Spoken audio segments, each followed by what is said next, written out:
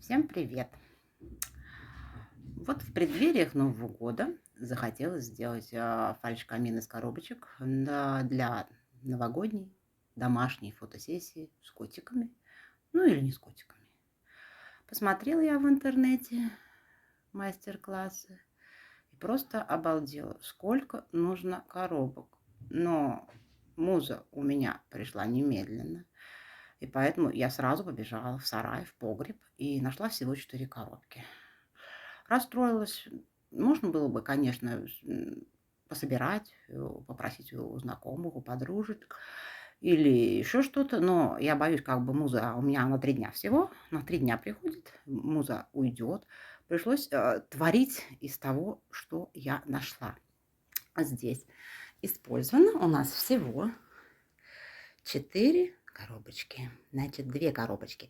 Одна от монитора, одна от процессора, одна коробочка еще от клавиатуры и коробочка из-под обуви. Ну, с чего мы начали? Сначала мы все это склеили, 2 коробочки положили. Жалко, что не сохранилось у меня ничего. Ну, мы положили, сейчас посмотрю, как получится, их лицо. И вот там у нас, вон они, вот они, вот так. Они просто склеены между собой. Склеены между собой. И перевернуты были на лицо. И потом пришлось нам как-то раскрашивать.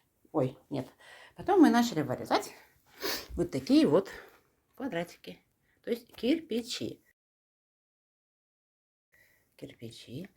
Вот размер у нас кирпичей 18×7. Сначала мы их вырезали, потом наклеили и начали рисовать. Они просохли. Как они просохли? Пришлось, так как у меня был клей ПВА, пришлось просто тупо книжки сверху положить и оставить это все на ночь. С утра я встала, взяла красочку на водной основе белую в 2 слоя, все это покрасила.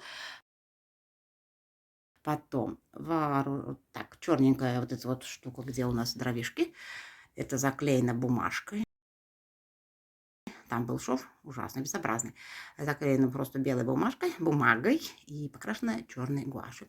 То есть мы вооружились гуашью и кистями и начали имитировать нашу укладку.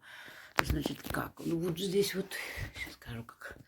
Здесь вот темно-серый с черным, как бы вот так вот провели. Потом чуть-чуть выделили сами кирпичи бледно-серой краской, чтобы было маленько поинтереснее. В это же время мы изготовили вот такие вот срезы бревнышек и раскрасили их тоже гуашью. И приклеили. То есть камин у нас получился такой вот не громоздкий. Его можно будет убрать потом туда, опять в сарай, или выкинуть, если он мне, например, надоест. Но так как он у нас вот с такими вот коробки были, я же их разобрала.